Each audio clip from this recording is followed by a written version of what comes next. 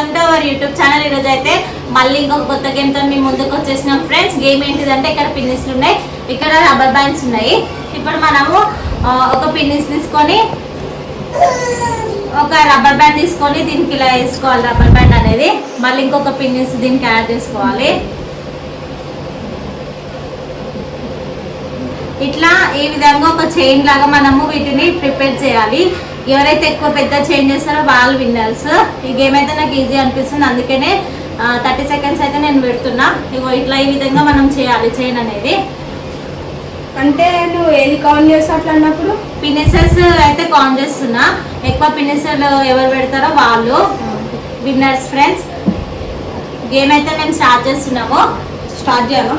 Start.